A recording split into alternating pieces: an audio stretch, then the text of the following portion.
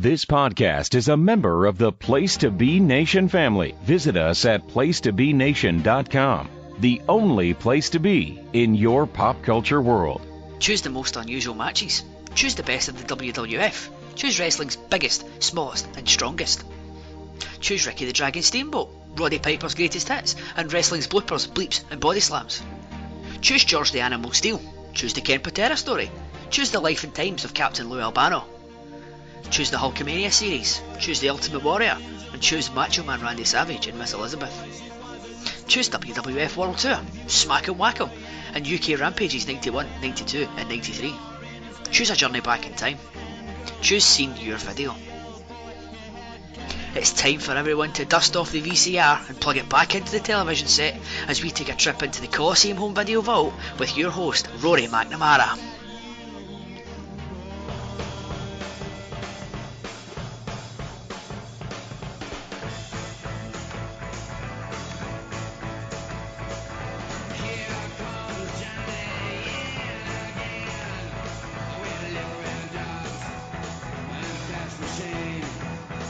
Place to Be Nation, welcome to episode 8 of Seen Your Video, the show where I, Rory McNamara, podcast legend, stick my hand into the damp cardboard box of Coliseum videos, pull one out, and then break it down to within, or very possibly beyond, an inch of its life. However, it is impossible for me to perform such an undertaking alone, so today I have enlisted the help of not one, but two, yes, both special relations are here for a very special episode of Seen Your Video. I have Ben Locke here. He is the man with the ideas.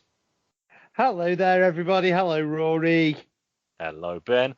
And I have Calum McDougall here. He is the man with the twitch. I should have thought a bit more about that one, really.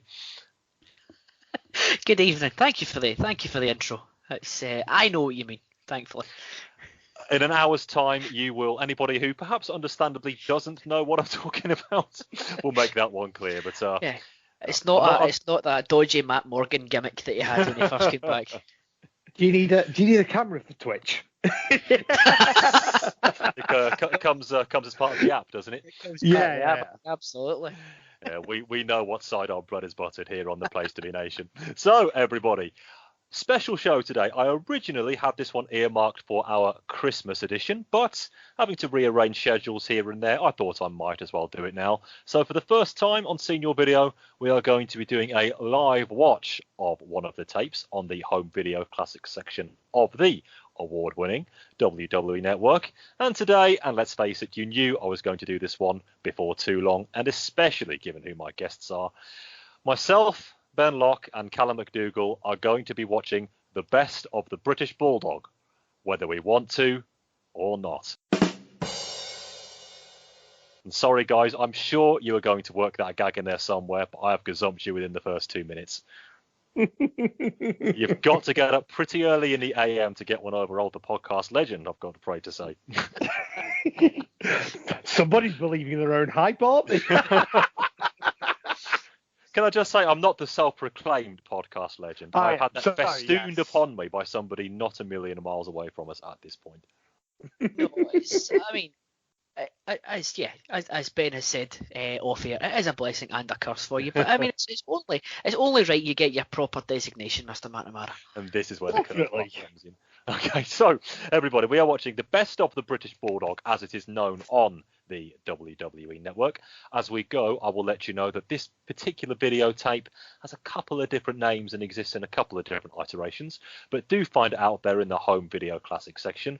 We are all at 0000, probably one extra zero there for you. So we're going to watch this one all the way through from start to finish, all 58 minutes and 28 seconds of it.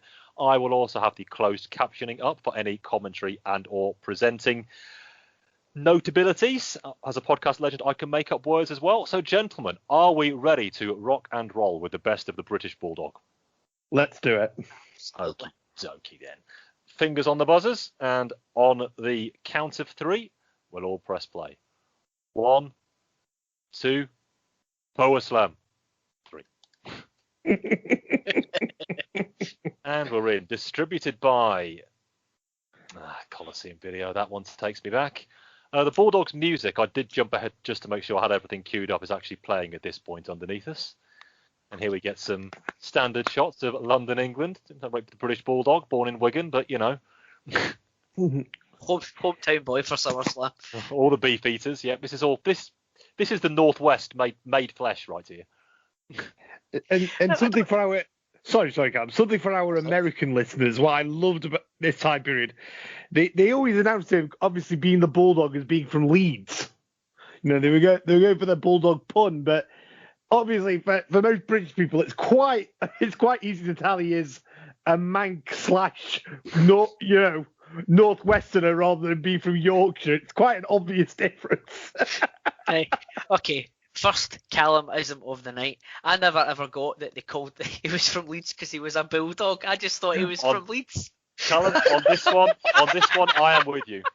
This isn't a Paul Bearer moment. I'm with you on that one. I never got that either. I'm only surmising. I mean, I don't want to be. I'm guessing. Right. I hope we're giving them too much credit on that. Because they always say, don't they, he's from Leeds, England. They do. When did they switch to Manchester? Is it not when he came back and he was in his jeans? He's definitely introduced from Leeds at SummerSlam 92. Yeah. Harvey there wearing his... Harvey always wore a great manager's uniform. Should say first match here, for those of you not watching along. He's taking on the Mighty Warlord. Warlord! Some people do it better than even I do, despite me being from these shores. So what match is this one, Mr. Locke? What specific contest between these two? This is from this Tuesday in Texas. It is. This is during that whole run. I think during the whole of 91, they were basically tied to each other, weren't they? The steroid freak match of 91. Well, they were, and I use this term, I take it under advisement, they were training partners. Ah, okay. A catch-all phrase, if you will. Because I'm right in saying that, like, every pay-per-view, they basically had a match together, didn't they? Well, they were... In 91. WrestleMania 7, of course. The 6-man at SummerSlam. And they faced off on the 6-man at SummerSlam, you're quite right. Oh, sorry, the SummerSlam. The SummerSlam. Opposing teams at Survivor Series 91, opening match. And in the Rumble. There you are. And here at this Tuesday in Texas. You could stick a pin in Warlord, couldn't you? And he'd just deflate down. You could. I mean, that's not even. Good old Terry. Oh, he wants to test the strength.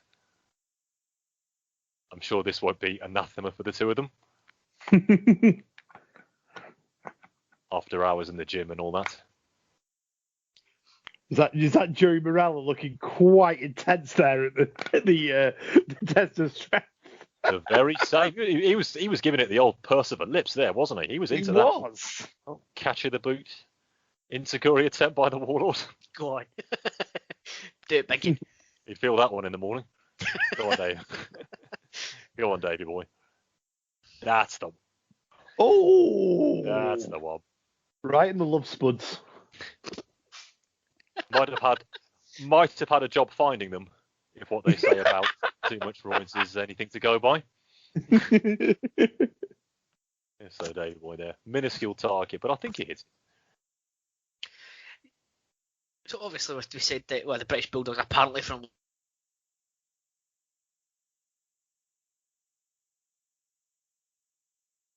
Oh, have we lost him already? I was about to say, oh, good. I'm not being one, so I've lost him. We're still rocking and rolling, Mr. Locke. We're still rocking. We're still here. Calum's, I think, found some great British Bulldog facts out. So when he gets back, he'll tell us all about them. Or he's pressed mute. Or he's just pressed mute. And these are the times of you're on mute, mate. Is echoes around most houses here in this country. Been happening for 6 or 7 months with no sign of abating. So he's not exactly in a field of his own. I like that Harvey, threatening to do some interference, but then thinking better of it. Probably very sensible. Of course, we are 5 minutes into this, and we've not even mentioned the British Bulldog's hair at this point. We have not. The Whoopi Goldberg hair is it Whoopi Goldberg hair? Famous line by Bobby? Yeah. That's right. That sounds right. Oh, what a drop kick! Very nice. Very nice. Doesn't bust that out very often. No, I don't think I've seen a missile drop kick from Davey Boy. This is the match to do it in. But I'll tell you what, that was very nifty. I am liking them boots as well. Them boots are quite cool. Oh, there'd be some good ones to grab, wouldn't they? Yeah. Union flag nicely adorning it. Some cracking tights there Davey Boy had as well. Yeah, I think the cornrows are coming out though. Oh. This is quite a spry little match so far, isn't it? Yeah, I quite like this. Keeping up a pretty decent pace so far. I think we're all starting to feel it now, 3 minutes in. But to be fair, I've only seen this show once. I think when I was doing my chrono watch. So anything from McDougall on some of the other means we have of contact here? I will have a look. I will have a look for him, see what's going on. My phone is in the other room, everybody. For those, and I'm not getting up to miss this match. Okay. My ears putting out. My laptop has just restarted itself, and that was a minute ago. So he'll be back with us in about 2 minutes. He'll be back. I need to hear these back noises. Oh, there he is. Hello. That's me back. Sorry about that, guys. Where are we? What happened? You weren't pressing mute again, were you? No, so all of a sudden, I start making my witty anecdote about Leeds, and then my computer just goes blue screen, restarting. So I could hear the commentary in the background, and but I couldn't hear you two, and I couldn't hear, obviously you then couldn't hear me because I don't know what happened there. Sorry about that. I've taken over Rory's show, but all we've really talked about is Davey Boy's boots and hair, and the fact it's quite a good match so far. I think that's pretty much all the points so far, Rory. Well, now Calum's back during the bear hug, so.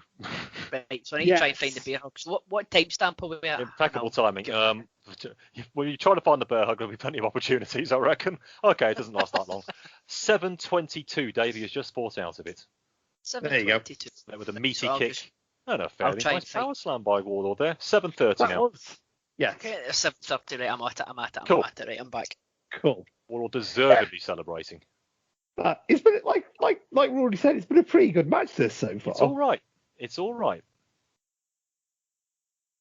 I think he's probably in the red zone now, is Mr. Zabinski, but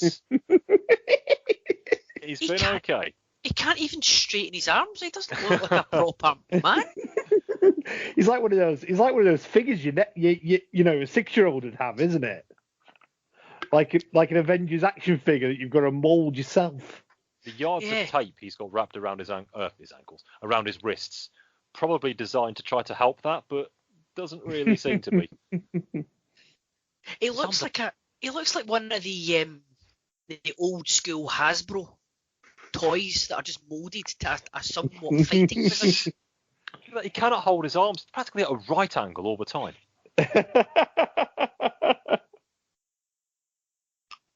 Still feeling the dumbbells all 24/7. Okay, the Warlord on offense part of this match is probably a bit more of what we were expecting. It'll bring that star rating down. It was sky high beforehand. Oh, I've seen a lot worse. Yeah. They opted for pure power v power at their WrestleMania match, and that's why it works so well. They're attempting a couple of other bits and pieces in here, which is to their credit, don't get me wrong. Not quite working as well, but watchable so far. It's two guys that shouldn't have a good match at all. Yeah, we're not talking Zeus v Abdullah the Butcher here. Yes, I've seen it. Styles make fights and all that. I'm not even sure that would be chicken salad worthy. Zeus versus Abdullah actually was a match. It was. Good. I've seen it with my own peepers. Sean would still give it 2.5 stars. Took place in Puerto Rico for those interested in 1990. Harvey's getting very excited outside. Can't escape my full Nelson. When you gotta go, You gotta go. 9 months later. I'm missing. I like Harvey, friend of Place to Be Nation, of course, but I'm missing the Slickster here. I've got to be honest. Well, I've just noticed the date that's on this tape now. I'm assuming this is the day that it comes out, October 1993. Indeed. So he was already in WCW at this point, was he not? I think at that point he was very close to exiting WCW. Yeah, because he definitely had a match with Regal at Halloween Havoc that year. Yes. Want to say that was his last, at least high profile match. I want to say he was gone by December. I don't know if he had a match at Starrcade, but I think he was gone by then. This very tape has a few different names, as I said in the intro. Best of the British Bulldog, the British Bulldog, the British Bulldog's greatest matches. I've even seen it in various forms, especially when it has been released in this country. Found a couple of reviews online for this tape of the same matches, albeit they're reviewed in a different order. And I'm told that it was released especially for the UK market to cash in on SummerSlam 92. But I want to say this one did get some sort of US release as well. Do contact me by the usual channels, everybody, and let me know. Otherwise, I do find it a bit strange. Otherwise, that a UK only release would make its way onto the network. When, as we discussed last month, the Ultimate Warrior 1 was not the UK only release, much to Chris Lacey's chagrin. I was going to say, much to Chris's annoyance. He wasn't happy, was he? I think he's also not happy that he didn't get the match for the Tokyo Dome on his either. No, indeed, that was for you and I, Calum. That was a strange sight. What a weird match that was. That's me, guys. Sorry, I thought I turned that down. The good lady has just dropped off a cup of tea to me, and she's just gone past and gone, "Oh, the British Bulldog, I used to fancy him." There we are. Now, bearing in mind, I don't have braids, I don't have muscles, and I look nothing like Davey Boy Smith. That's quite worrying. It is amazing. I mean, obviously the good lady is, I'm not saying partial to wrestling, but she's a bit more in the know than most. But it's amazing. You ask any British person, name a UK wrestler, Davey Boy is going to be first or second on that list, isn't he? Oh, I'd say he's first on the list. Oh yeah. You know, if that was around on Family Fortunes, there's only going to be sort of Big Daddy and Giant Haystacks who are going to be ahead of him. Yeah, I suppose so. Hulk Hogan and The Rock, probably. British. No, British wrestler. Oh, British guys. Oh, yeah. I think Davey Boy will get you a cool 62, maybe 63 points on Pointless. I would. Well, yes, yeah. You've got to account for them asking non-wrestling fans as well. The reason you heard the noise on my phone was because I was looking at Starrcade. He's not on Starrcade as far as I can see, but he is on Calum. Good news. Davey Boy is on Battle Bowl 93. He certainly is. Okay. Isn't he on Starrcade 93? I could look this up. But did he team up with Sting to take on? Give me a second. I couldn't see his name wasn't there on the list. I'm looking at the chapters on the network, to be fair. So who did Sting team up with at Starrcade 93? Let's have a look. Oh, Ric Flair probably turned Sting on Starrcade 93. Sting and Hawk. Sting and Hawk? That's a strange combination. Okay. Sting and Hawk versus Anatomy. So because I wonder if he's meant to be in there where Hawk is. That is, yeah. Yeah, I thought he was gone by then, but I just snapped in my head. Was he at Starrcade 93? But no, I was right first time. Starrcade 93 does have the classic King Kong versus the Shopmaster. God. Wins with a body slam. There you are. I can remember that. Oh, that was a close. You wonder why WCW didn't make money when that's on your WrestleMania. Bischoff would tell you it's not the WrestleMania anyway. That's true enough. As discussed the latest edition of Special Davey Boy's Crucifix. Yes, hold him down. It. I was going to say, soft cheap plug. We discussed that very subject on Special Relations, didn't we? We certainly did. Well, that was okay to kick things off, wasn't it, gents? Yeah, I enjoyed that. That was fairly spirited, I think, is a nice adjective for that one. I don't even think it's a gentleman's 2. I think that's a genuine 2.5 star match. If I'm being partial to it. It's 2.5, and it wasn't a squash, was it? No, 2.5 stars.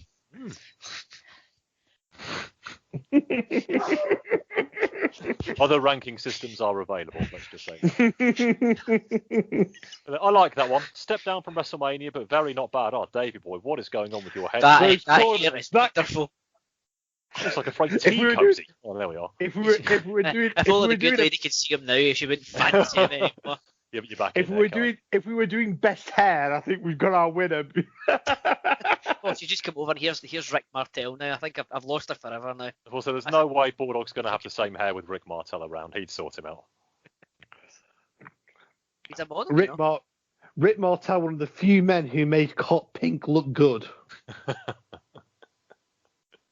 Again, is it an especially long list of people who even attempted it? There's not many. I quite like the old, is it a neckerchief bow tie thing he's got going on there? That's probably what you'd call it.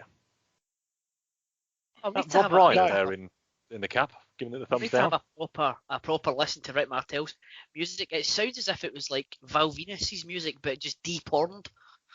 Deporned? We there on, yeah. Thought it just caught her on the side of the camera. That was definitely Rob Reiner. those guys at ringside they cut to, that was the great old school camera, with the big flash the guy had. Legendary. Just to date this one still further, I will be watching this match again at some point in the future, for it does exist on another Coliseum video, which is, I believe, available on the network. I'm going to knock myself out. So yeah, as all the matches, unsurprisingly, on this tape are from round about the same time period, late 91, early 90. Calum, I'll come to you first, as Bulldog and Martel lock up here. Would you say that is Bulldog's, it's certainly from a UK perspective, his most well-known time period, I would say. But would you say that was his best in the ring, or was the best still to come?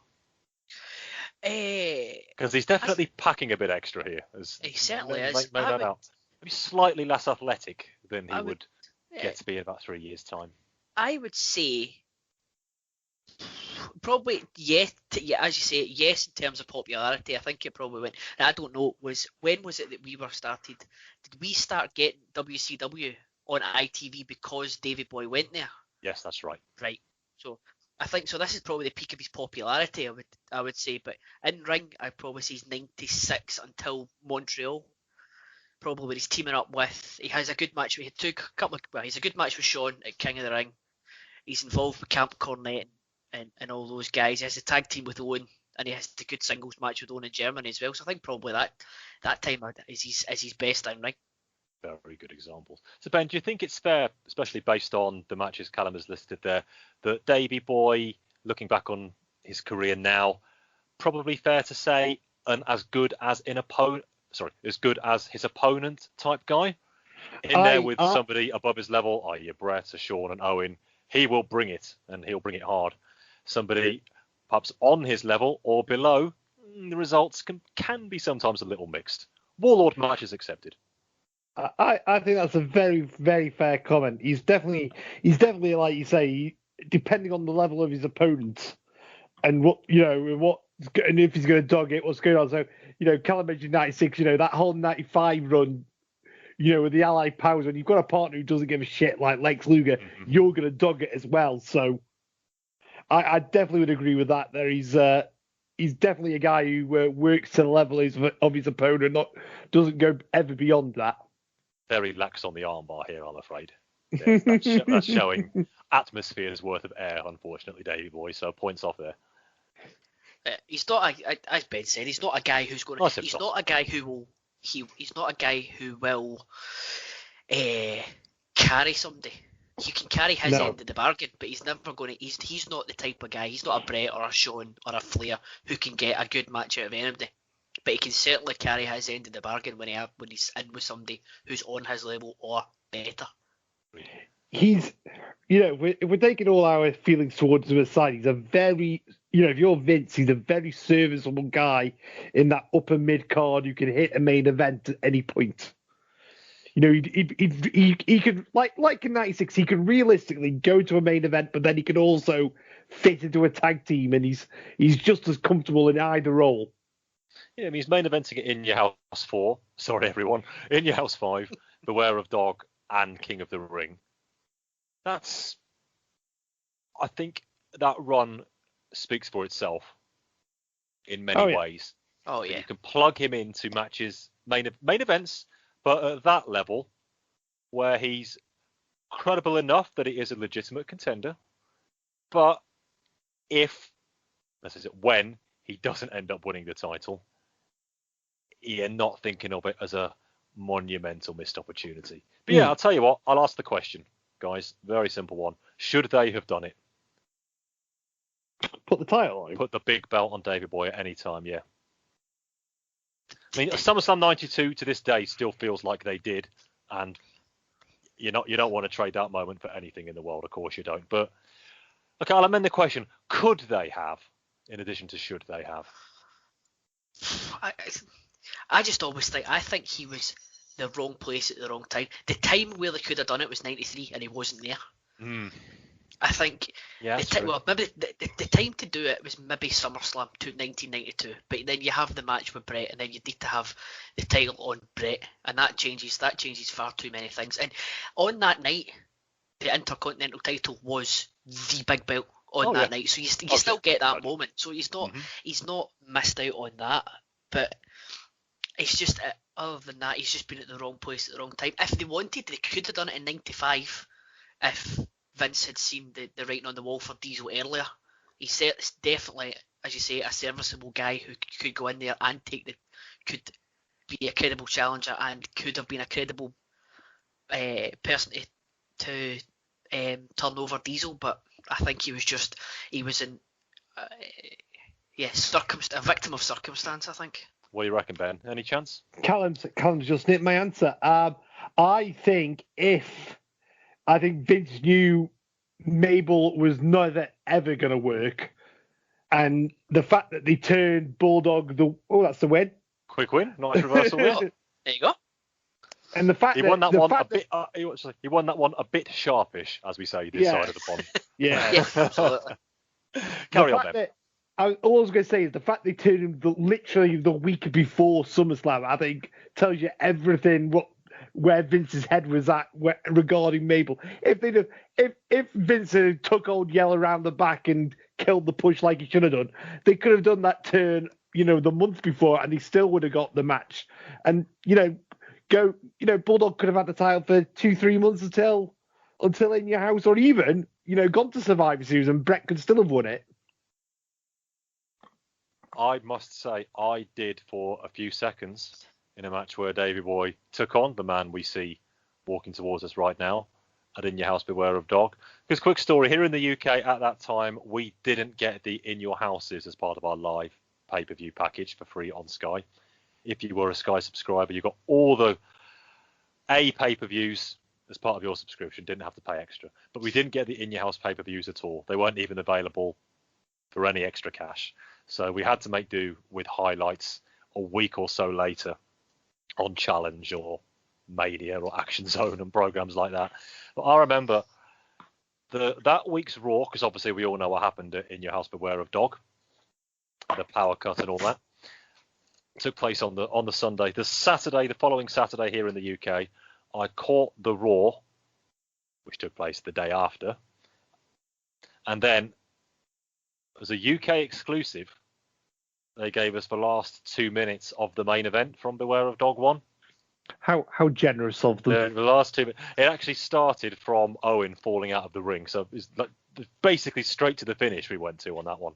And I've got to be honest, because I was very, very new to pro wrestling. I've been watching for probably 4 weeks, no more than that. So I didn't know anything about really what a B pay-per-view was, or the double pin deal, or both guys having to save face or anything like that. So when I saw both their shoulders down, admittedly, but as soon as the first strains of Rule Britannia hit, that was it. I was away. Davey Boy Smith, world champion, and Euro 96 about to start in 2 weeks. It's on, boys. It's on. Cool Britannia running through the veins. that was it, I tell you. Absolutely right. Get this boy on the front cover of Vanity Fair right now in bed with Patsy. I don't want people to think Ben is hair obsessed, but that mullet of Sean's is a thing of beauty. Look at that bad boy. So here's a scenario for you guys, right? Anyone who's listened to the Great Debate Wrestling will know that I do like a bit of fantasy booking, as with my 19 million choices for Money in the Bank. Davey Boy and Lex Luger, now they could have been, the two of them must have been right pissed off that they were stuck in a tag team when they can clearly see there's no stars in that company at that time, other than Diesel and Shawn. So what about Davey Boy turning on Lex the night after WrestleMania, or soon after WrestleMania? They have their match at In Your House 1, Bulldog wins King of the Ring, and then he faces Diesel at SummerSlam. Oh yeah, well yeah, that would definitely work. That could easily have been if they'd done that. That could have been a good time to do it as well. And then I am having that, as they say. And then he can lose. He can do the honours for Brett at SummerSlam, but at least he gets a 3-month run, as opposed to a rushed heel turn the week before SummerSlam, or a preempted draw that they wouldn't have for another 2 weeks. Would you have Davey Boy with Cornette at that point? He's going to need it, especially if he's going to be heel WWF champion. It is a matter of fact that he will require a mouthpiece. Well, he's got Cornette. Your options are Cornette and DiBiase or Diana. Listen. Diana's a better promo than Bulldog. Former Miss Calgary, I'll have you know. And nobody does concerned face better than Diana. It's the only thing she does, so she gets plenty of practice at it. Okay, here's my question for the night, seeing as it's Shawn in the ring now. Best Bulldog match non-Hart opponent? Probably King of the Ring 96. Although it's been a long time since I saw that one. King of the Ring 96 is a good. I know they completely bone, pun intended, the finish on that one. The double count thing and the fact that Bulldog, Michaels doesn't even get waist height with the attempted sweet chin music at the end. Shame, because the match to get there was, as I remember, really good. I think that one's due a rewatch. Tell you which one I like. There's a match between these two on Raw. I want to say February '95. March '95, yeah. That is on the Shawn Michaels My Journey DVD. That's a good one too. Yeah. Yep, good call. I think Shawn probably would be his one. Did he not have a good match with Vader at, I want to say, Slamboree 93? Yeah, those WCW matches were good. Yeah, I did like the Vader ones. Yes, that's a fair shout as well. But in terms of WWF, then yeah, I think Shawn's probably his best. Yeah, I need to give that Regal match another watch. It's from memory, it's not great, but I do need to give that one a watch. It just points out the terrible video quality for the match we're seeing here. It does indeed betray how quickly this tape was put together. This one clearly and very roughly sourced, at least second generation at best, from another Coliseum video. It's one of those things, now that you've actually pointed it out, I can't help but notice it. Rather grainy quality, isn't it? Easily the weakest of the matches we've seen so far. There's something that could be due a watch as well. Davey Boy, when he was like in World of Sport or Stampede before he had the physique of a cloud. A cloud.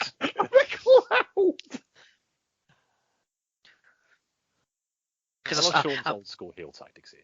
How often do you see Shawn Michaels just do the on the ground choke like that? I love it. He's still putting it together at this point, Shawn, but there's not much he isn't trying. He's not far off it.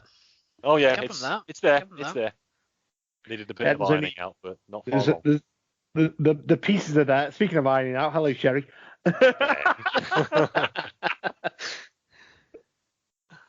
At least you didn't break out a Bobby Heenan-esque look at them at that point. I've known you for a year now, Ben. You're much better than that. Oh, leverage move. Wow. Only slightly better. Only slightly better.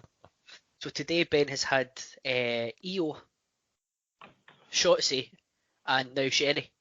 Can someone please check Ben's pulse, please? We are recording this. I want to say we're recording this on a Thursday night, so we have to wait a day for NXT to drop on the network. So yes, that will be given a watch tomorrow. Rory will be pleased to hear that they did have a very fantastic name for the main event. Have you heard it yet, Rory? Is it Rory? I'm here. Yeah, I said, did you actually hear the name of the match? What they actually called the match? I did, yeah. For a punster like me. For those who don't know what we're talking about, we are of course referring to tables, ladders, and scares. You see it? Do you fucking see it? Which for a company that doesn't do things like that was fucking tremendous. Yeah, it's all right. It's all right. I liked how to further sort of emphasise that Johnny Gargano is like a small person. They had a very, very tiny, tiny inflatable pumpkin which he cut with like a bread knife, whereas Bailey got to take an axe to her flaily, wacky inflatable tube people. and all Johnny gets is like a wee Stanley knife. No, it does. From everything I've seen in the bits on YouTube, it did look a really good show, to be fair. So I will give it a go. They might as well try something different because you can do it and there's no fans. Yeah. You can make everyone look like you want them to. Apparently Matthew McConaughey was in the audience for Raw the other night. Really? Apparently he signed up to the Thunderdome. Yeah, Drew pointed him out. Don't mention Drew to Calum. Let's we want to. He's in a good mood. Let's not go there. No, I've now given him a pass until WrestleMania. I've got a new idea for that, but I'll not disclose it on this here show. Okay, Shall I go through instead? We'll save it, Calum. Don't worry. If we don't talk about it, it never happened. Shall I instead? Because it is better. Go through the matches that were also seen on the Battle of the WWF Superstars Coliseum video. Go on then. As it's not on the network, I can talk about it now. So the opening match, the Bushwhackers versus Rhythm and Blues. Rhythm and Blues are still going. I think this one's... Is this the same video? Because that'd be matches from 1990, like Mr. Perfect v Tito for the final of the IC title tournament. Yeah, that's Summit 1990. Dusty Rhodes. We were talking about him today. Dusty Rhodes versus Akeem. That's a JT style. I was going to say that's a JT special, is it not? And then Dusty versus Bossman from August 89. Is this the same video? Dusty again versus Macho King Savage from February 90. Jim Neidhart versus the Genius. Oh my word. Yeah, this must be a different tape. Ted DiBiase versus Jake Roberts. Warrior v Perfect for the world title in May 1990. It's a long tape. Sorry, that was a waste of time because this match. Sorry, Rory. Okay. Sorry, Rory. We are about to have Sherry get power slam. I'm seeing it. Don't worry. Sean's going to. Oh, look at that. Good time. Oh, Sean. She's tough. She'd have took it.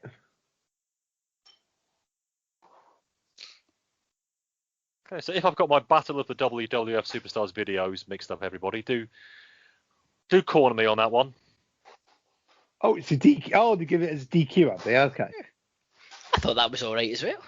Yeah. They would do better down the line, it's fair to say. Yes, I would say so. They would do better that year. Here we go, 1992 Battle of the Superstars, yeah. So, also not on the network. Hogan and Roddy Piper versus Ric Flair and Sid Justice. Now that would have been tremendous. The Beverly Brothers and the Nasty Boys against the Bushwhackers, Sergeant Slaughter and Hacksaw. That wouldn't have been tremendous. No, that sounds awful. This match we have just seen. February 92 in Tampa, Florida, by the way, for this one. Something called Taylor of the Wrestlers. What the...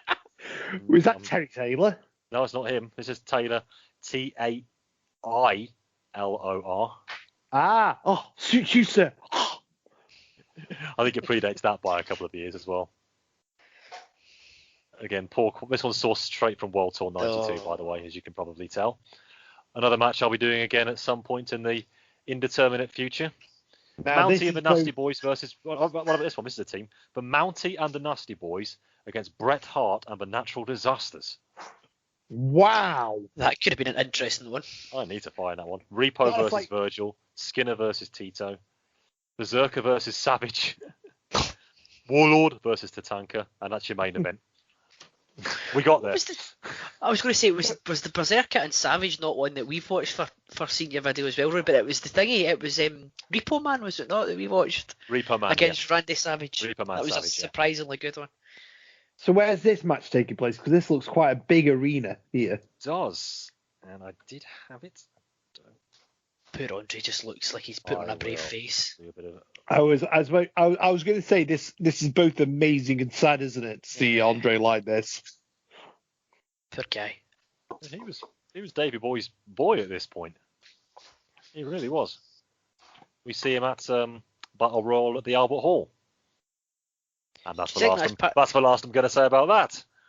For a few months. Okay, here we go. So that must be the same tour as that, then, I take it. Yeah, I think I've just seen a German flag. So are we talking somewhere in Germany, Rory? Here you go. This is 2 days after Albert Hall. We're in Barcelona on October the 5th.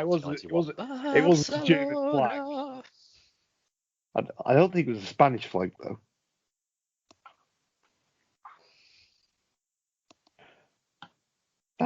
This arena is huge. It's a big unit, one. Are we actually in the new camp? Can't we confirm that we're not actually in the camp now? We might be. It's at the very least Daria Stadium. Because it is massive. It's a biggie, isn't it? It's reminded me of like the Georgia Dome, something like that. Yes. We're getting a pose down to kick things off. Davey Boy is impressed as I am with that one. Could you imagine this was thingy? This was built for the Olympics or something that year? Because this was '92, wasn't it? It was built for the Olympics. Oh yeah, this is October '91, so yeah.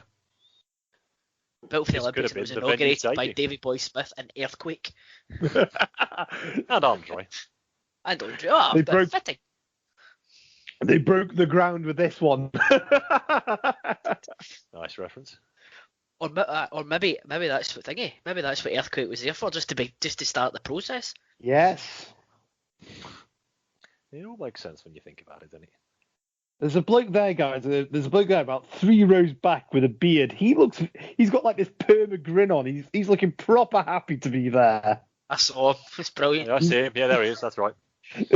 he's just like, this is like the best thing ever for him.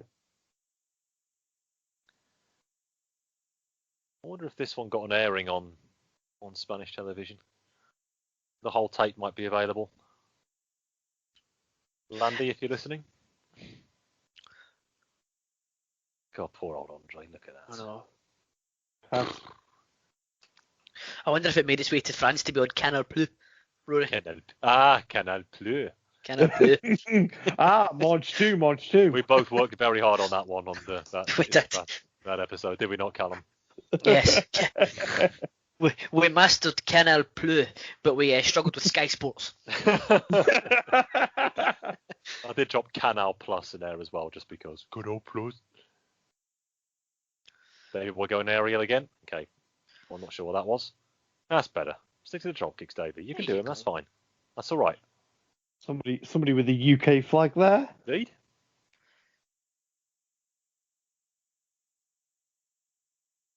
Has that guy got the Bulldog t-shirt and the Bulldog figure that I just seen? It did, yeah. My next question was about an official Bulldog t-shirt. It looked like one of them ones you get from a market for £5.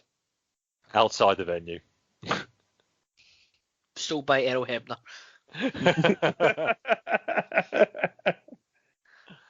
You've got Joey, a referee, again here for this one.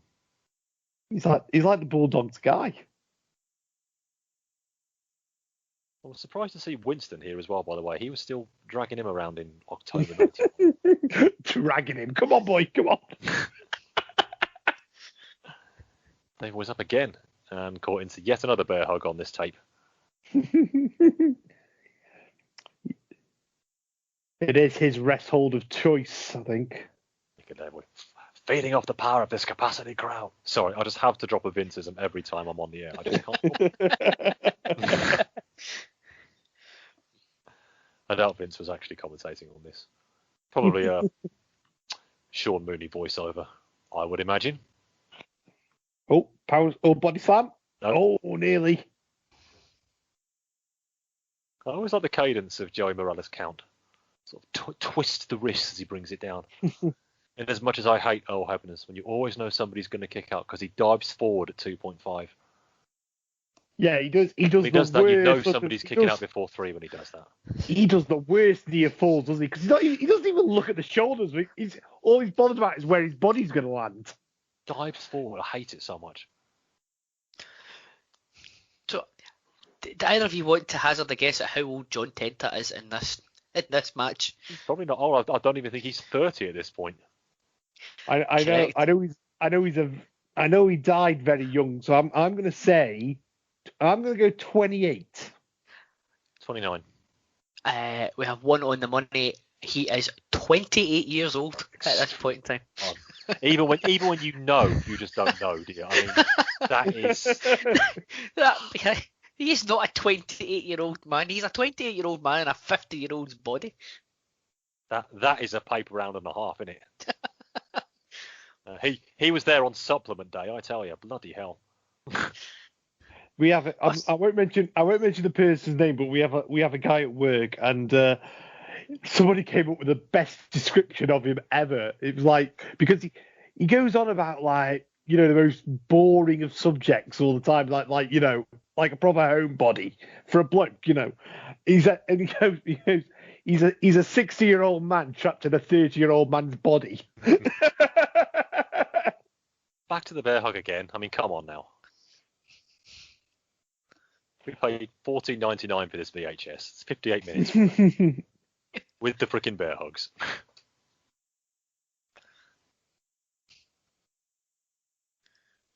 All right, should we get some feedback, gents? Because nothing's actually happening in the fucking ring. Well, let's go for it.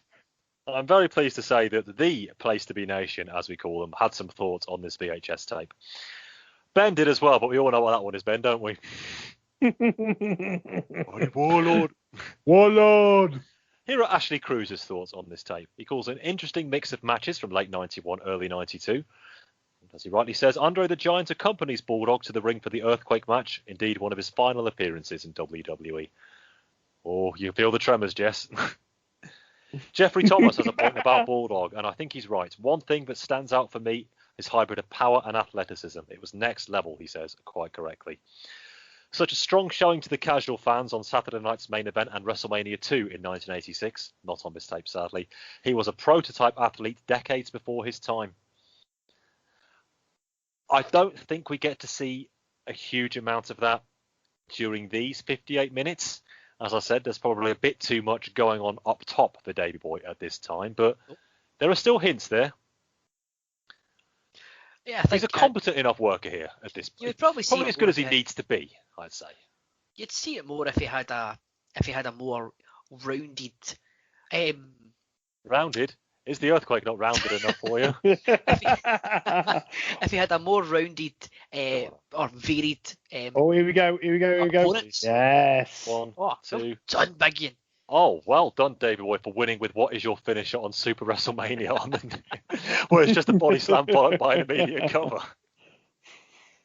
That's where they got the animation from. You're right, Calum. Davey Boy is not going to do much with somebody who falls over after doing a stomp. I saw it, Tenta. I saw it. But he's had the Warlord. He's had Earthquake. He has had Martel, and he's had Sean so far. So he has had a somewhat varied, but you're not going to see his full ability in the matches we've seen. Well, John Kesalika is just amazed at the quality of opponents for Bulldog's greatest matches, the likes of Warlord, the Model, and somebody else I will mention probably next match. Ryan Schmock is disappointed they didn't have one specific exclusive match that is just for this video, and I'm with him there. Other than that, a good video, he says. And he does actually own the aforementioned Battle of the WWF Superstars. Ryan, I might just be in touch.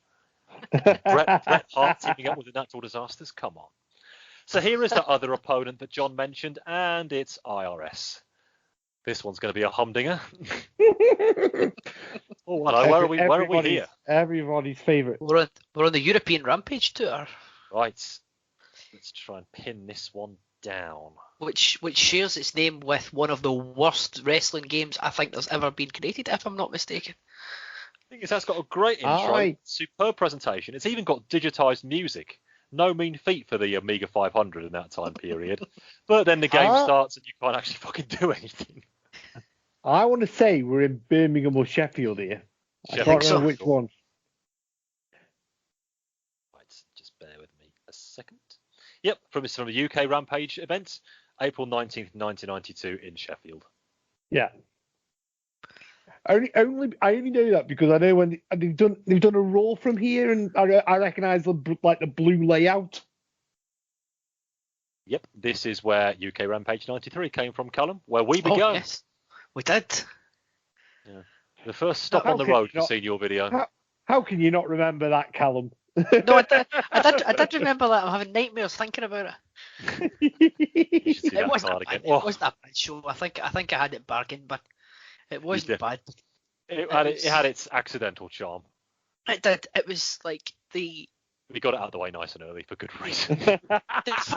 It was held up purely by Sean Crush, and then a main event with a nuclear hot crowd for Jim Duggan for some reason. They were fucking bananas for that main event. I've got to say. You know, it's no villains of the square. It's no villains of the square circle, though, right? Have I paid? I must be close to my debt now, Ben. Surely. Yeah, another soft plug for special relations. You'll pay it off next month. Yeah, won't I just? Boys, IRS, discuss, and try to do so with more enthusiasm than I did at the asking of the question. No, it was like, as hard as that might be. Discuss. He's a very divisive character. Divisive? Really? That implies that there's people on either side of the coin. Is that really true? I remember one time I watched the Legends of Wrestling Roundtable that's on the network. I watched one about factions, and Mick Foley said he was a massive Varsity Club fan. So in turn, he's obviously a massive Mike Rotunda fan. But there has never been, whereas Terry Taylor is like nondescript and unlikable, IRS is just boring. Yeah. I'm a big fan. They are a guilty pleasure. I'm a big fan of Money Inc. But IRS is a singles wrestler. It might be boring wrestler. I think that's a very fair piece of comment, Mr. Locke. But even as Mike Rotunda, he's not much better. I'll give you Captain Mike Rotunda. The Varsity Club and nothing else. Varsity Club okay too. Yeah. Varsity Club Captain Mike or Captain Mike Rotunda. Literal captain. You just know. Okay, you just fucking know. You mean you didn't like VKM Wall Street? The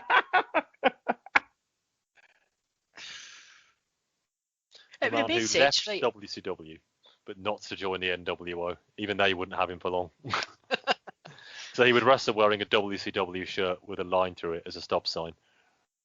Oh, so it's WCW versus NWO versus BK Wall Street. There's a reason that one doesn't roll off the tongue for historians 24 years on. Can you imagine they started the prototypical flock? So it's not, or blood runs cold, but it's just like, it's not part of the NWO, it's not part of WCW, it's just Mike Rotunda having really boring matches on Worldwide every week. Oh, look, more stalling. No, I'm shaking my head too, Davey. Yeah, I'm with you, mate. Which side is he on, Tony? What are you talking about? Sheffield Arena very blue here, isn't it, on that shot? That's what I was saying. That's why I remember it, because it was just such a blue arena. Guy that designed it, obviously, or the owner of it, is clearly a Wednesday supporter. Oh, yeah. Come on, Mike. The recently released Mike Rotunda as well, it must be said. Yeah, he got furloughed and released, didn't he? Mm-hmm.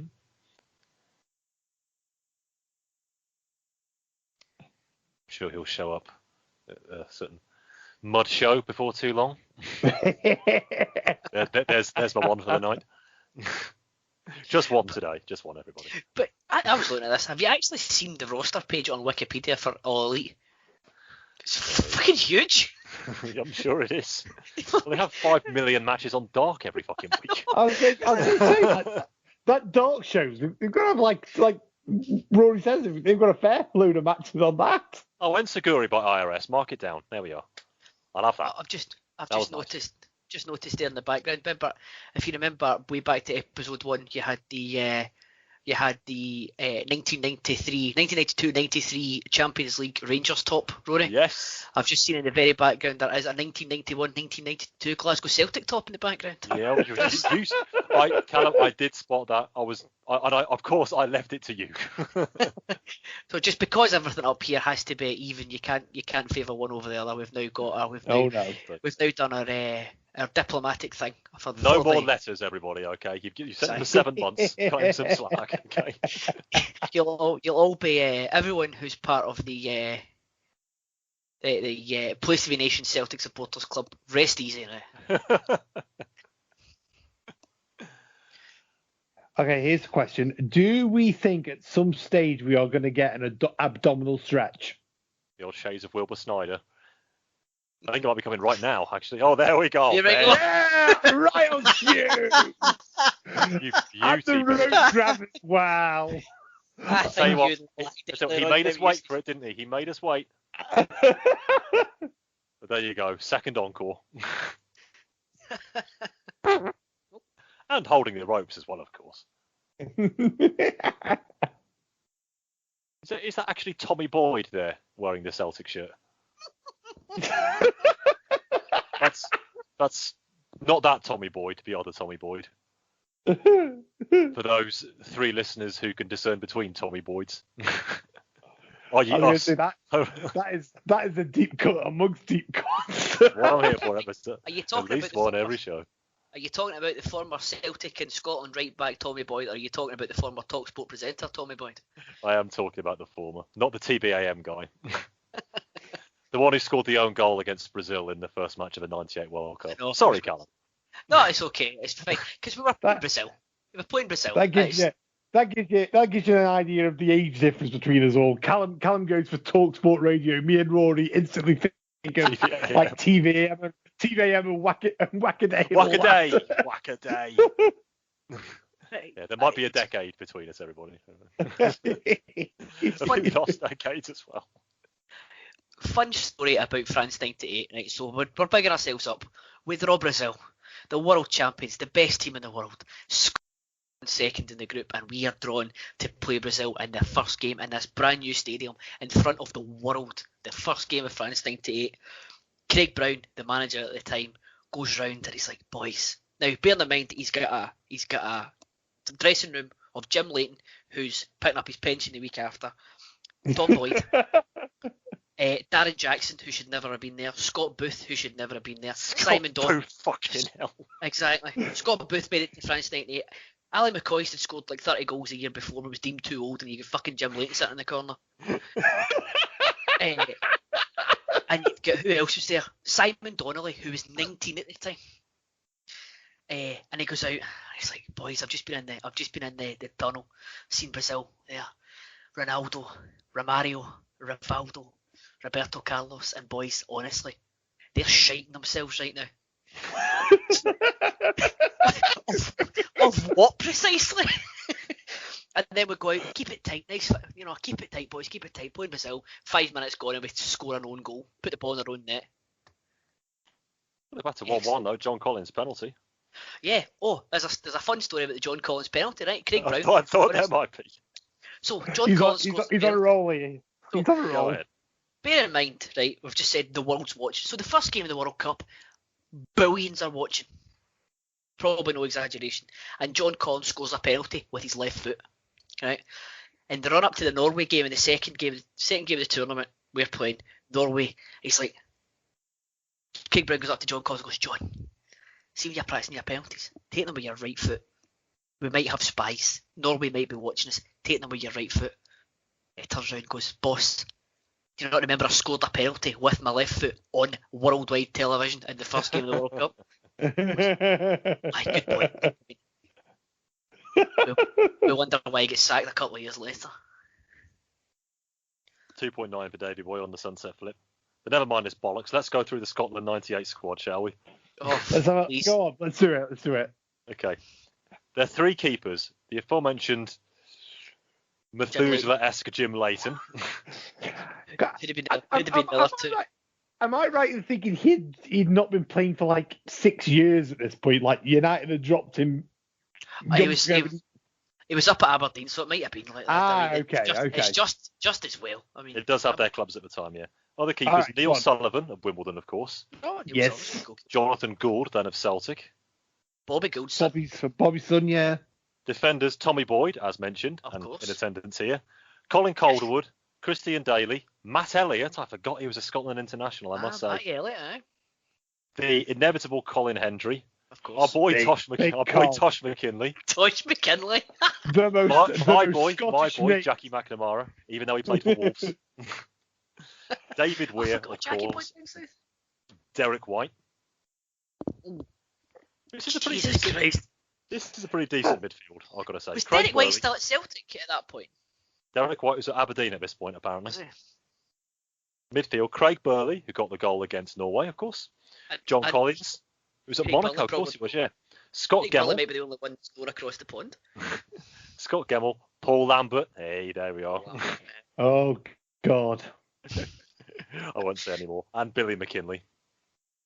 And the 5 strikers, Scott Booth. Fucking hell, saying his name. He was at Utrecht at the time, apparently. I don't remember that. I remember when I was playing Champ Manager in the 90s. Scott Booth was always a good signing, I thought. Scott Booth has never been a good season. No, on Championship Manager, not in real life. Darren Jackson. Simon Donnelly. 2 strikers. Kevin Gallagher, of course. And Gordon Jury, who was back at Rangers at that point. It would have been now.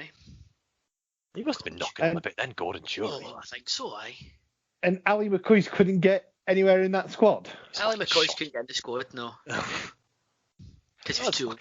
Fucking I mean, I'm guessing, his question of sport commitments could have been stopped for a while. But I think it was a similar thing that Gascoigne had, where he got the phone call expecting that it was going to be, right, you're on the plane, and it got, we're not going to pick you. I'm just saying, slight defence of that. Gascoigne was playing in Division 2 at the time. Whatever the the second tier was. There you go. Was he not still at Rangers at the time? No, had he gone to Middlesbrough at that point? No, it's the Borough at that point, Was definitely, it yeah. at that point? Yeah. Yeah, because Hi, welcome to see your video, the show where I, Rory McNamara, take you through. yeah, because Better talk about IRS. Gazza was one of Glenn Hoddle's final cuts, wasn't he? He was in the final 5 who went, yeah. Was he? He's actually in the squad on World Cup 98 for the N64. You can't tell me that. I mean, England took a good team to that World Cup, but you can't tell me that Gascoigne couldn't have fit in there somewhere. He probably could have fit in there in all fairness, yeah. He was in the midfield, so in central midfield, so it would have been Ince and Batty, because I remember they took the penalties. Who else would have been in that central midfield? Scholes would have played. Yeah, Scholes would have played. Yeah, he'd have been a winger though, wouldn't he? Beckham obviously played. Beckham, aye. For the midfield, as it was. Oh, yes, of course. Yeah, you mentioned him. David Batty, of course, who had missed the fateful penalty. David Beckham. Steve McManaman, Paul Scholes, Paul Ince, and the man who actually did eke Paul Gascoigne out of the squad, Mr. Rob Lee, ladies and gentlemen. Oh, my God. Wow, good Lord. I don't even think he got on the pitch at any point. I think Gaza was closer to getting on the pitch than Rob Lee. Rob Lee was in France. Of course, David Batty, probably one of the worst bits of commentary ever when Brian Moore goes to Kevin Keegan. Do you think David Batty's going to score this penalty, Kevin? Yes, I do. Oh, no. I've come to appreciate the late, great Brian Moore a lot more than I did at the time. But that was a hospital pass. I know there are so many Keegan balls out there, and I will drop them during future special relations, but I'm going to give Mighty Mouse, I'm cutting him some slack there. What was he meant to say? Come on. He's going to say no, he's going to miss it. David Batty's never taken a fucking penalty in his life. He's fucking red, mate. That's what I was thinking back behind my settee, and I was proved right. Although you have now, thank you very much, Ben. You have given me the sound clip to close out this edition of Seen Your Video. I aim to please and help. That's commentary. So, in the unlikely event that anybody is still listening, after that hefty, what did I say 58 minutes ago? Plus a few detours along the way, and now right on. Oh yeah. Was that about talking about fucking Let's talk about the fucking 1998 World Cup, because why the hell not? But gents, back to the day job, just for a couple of seconds. I won't run through all the awards, as this is a slightly special show, but just sum up this tape in general and where it falls in one of our 4 categories, whether it's a buy, whether it's a rent, a bargain bin, or a wipe. Ben, you first. I'm not a huge fan of the superstar profile tapes to begin with, but this was okay. The reason I'm not a big fan of it is because when you see the same guy have 5 matches that are the same, but in this tape, at least as we kind of mentioned, there was varied opponents, so it wasn't like all the same style. So I'd have rented this. I think it's worthy of a rent. It's an hour, quick, easy watch. Calum, what do you reckon? Yeah, same as Ben. It was certainly one of the better. It helps if you're going to do a worker profile that it's one that you're going to get good matches out of. See the legendary, and I think it's the first time I'm going to drop it on this particular show, Shawn Michaels from the Vault. I feel like it's been a while. It's been too long. A show since you last mentioned it. It's been too long. I think you've probably... You know where you can buy that from, Calum, don't you? Of course, the wonderful CX. Cash converters. But I think it's one of these ones that, yes, it's a stick on rent, but it's one of the ones that's like, it's rent going towards a buy for me. So it's like rent, and if your Blockbuster's going out of business, then you'd pick it up and for like a couple of quid because they're trying to get rid of all their stock. So I thought it was a good tape. Helped by its length, I think I'm also going to give this one a rent, which before I sat down to watch it, think rent was probably the very best they could hope for, but it got up there, say, just 58 minutes. Actually, a fairly decent variety of matches. We don't get much of a profile about Davey Boy other than the geographically incorrect stuff right at the very start, but you've got to expect that. Surprisingly decent match with the Warlord. Not much going on with Martel, but it's Davey Boy trying to take it to the mat. He would do better with Shawn. The matches with Earthquake and IRS are kind of what you would expect, but at least it goes over very convincingly on them. And it shows, as I said, Davey Boy was serviceable enough worker at this point, as good as he needed to be. I'm going to say that again. So his very best work was a bit down the line, but we're not going to see that on this show, everybody. I'm sure there are many other shows which will take you through Davey Boy Smith's very best in-ring moments. Hint, hint, wherever can you find them? I'm sure you know where. But thank you very much for joining me for this special edition of the Senior Video.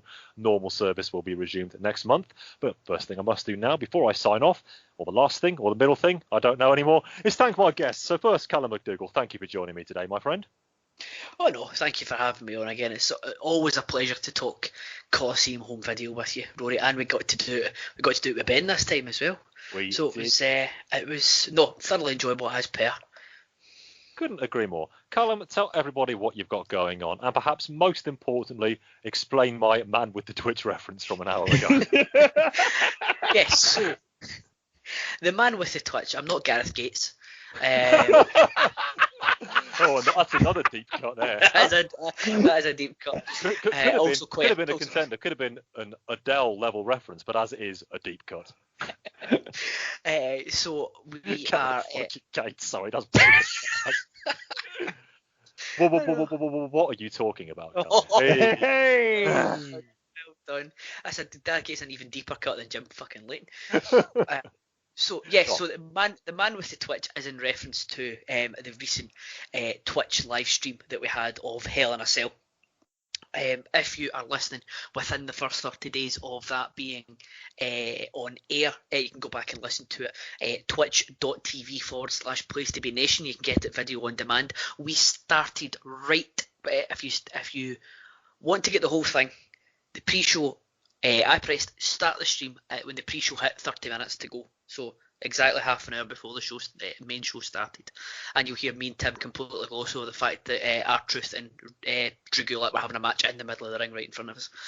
Yes, so twitch.tv/Place to Be Nation is our new Twitch page. We'll be having the Hell in a Cell one went that well. I think we'll probably be doing it again for Survivor Series. Ben, probably get you on because you're such a big fan of that show. And you can, but it certainly did made a distinctly average show with the worst ending since WrestleMania 9. So yes, please give us a subscribe or a follow. I don't quite know the terminology on that one, but that was good fun, and we got a lot of good engagement from the chat as well. So that was good.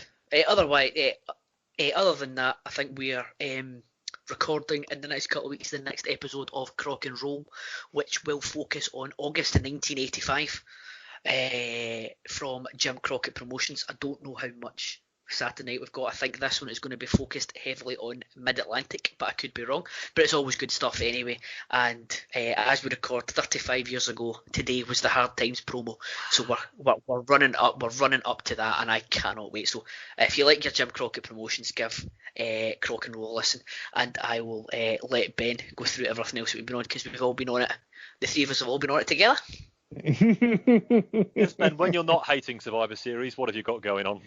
Okay, so last night we recorded the next episode of Chicken Salad, focusing on my favourite pay-per-view and my favourite pay-per-view match type. So we did Survivor Series 1999 last night.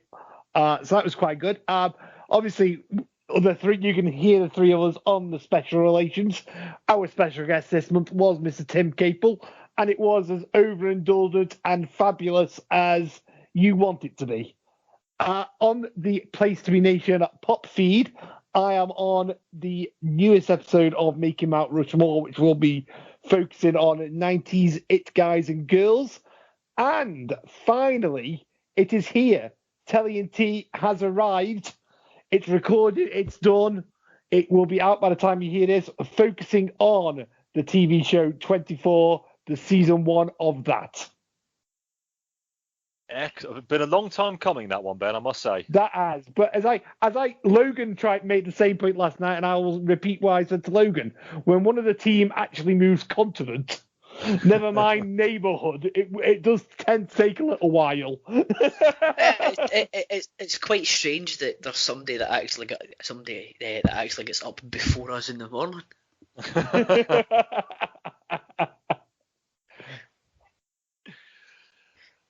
Where has she moved to, Ben? Slovakia. Slovakia, blimey, okay. We truly are four corners of the globe, are we not? Yeah. Well, in that case, after the football a couple of weeks ago, Miranda Berthold, your boys took a hell of a beating. 1-0 in the dullest game of football I think I've watched in my life. So it's no Scotland '98 squad though, is it? Let's face it. Let's not go there. No, absolutely not. As if we're not just talking to ourselves anyway. Anything else to plug, gentlemen? We were on the great debate, weren't we? That was good fun. We were indeed. Yeah. Two great debates. I will let you mention that, Rory, because it was the three of us. We were indeed on 2 editions of the Great Debate, as hosted by the venerable Mr. Andy Atherton. One on pop culture, one on pro wrestling. Both clocking in at about an hour and a half. All sorts of fun discussion there. A couple of polite disagreements. Bit of this, bit of that, a little bit word, a little bit way, that sort of thing. Had a lot of fun doing those shows, so do look out for them. The Great Debate, as hosted by Andy Atherton. You can also hear me, of course, on the Special Relations, as has been mentioned ad nauseum over the last 5 minutes. And outside of the realm of Place to Be Nation, yes, there is such a thing. You can hear me on the Wrestling 20 Years Ago podcast every month, where, as the name would probably suggest, we look at pro wrestling from 20 years ago. Clever stuff, this, isn't it? WWF, WCW, and ECW dealt with in separate shows each and every month. We will be tackling Halloween Havoc 2000 very, very closely on WCW, so watch out for that. Probably in a week or so's time after this one drops, where October 2000 is the time where it is first revealed that the WWF could be considered serious purchases for the World Wrestling Federation. Will be purchasing the World Championship Wrestling, as Brent would say. Will anything come of that? I wonder what's going to happen there. Do you reckon anything will come of that? Nah. Can't see it. Tittle tattle at best, is it not? See, you can tell the fact it's not going to happen. I'm confusing the names of the promotions because I'm not even dedicating my mind to it, let alone my voice box. Just not going to happen. I think the guy that owns the Jacksonville Jaguars is going to buy it, and they're going to be on TNT for the rest of eternity. Don't make me say Mud Show for the second time. I'm trying to limit myself to one. Twisted my arm, Calum. It's like a bulldog armbar. Could do nothing but sell it. But yeah, so do look out for that, the Wrestling 20 Years Ago podcast, wherever you get your podcasts. Tons of shows going back 7 years, and we will be with you forever. So do check us out there. But I think that covers it all for Seeing Your Video. And next month, as I say, we will be back to normal standard review with hopefully a very special guest that we can sort that one out. So do look out for that as it drops around the beginning of December. But everybody, Calum, Ben, once more, thank you for joining me tonight. Thank you again. Very welcome. Best of the British Bulldog, I have seen your video. Rory McNamara, podcast legend, signing off.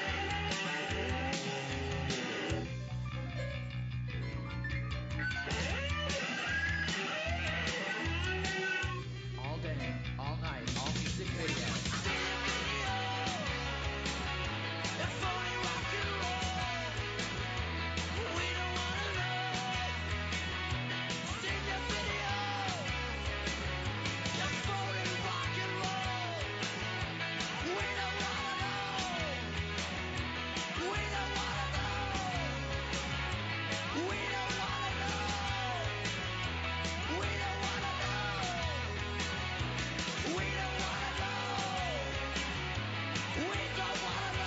David Batty is coming forward for England. 34 caps. He's not scored. Do you now? You know him better than anybody probably. Do you back him to score quickly? Yes or no? Yes. Oh, and he hasn't. No. Argentina go through, and England go out. It can happen to anyone.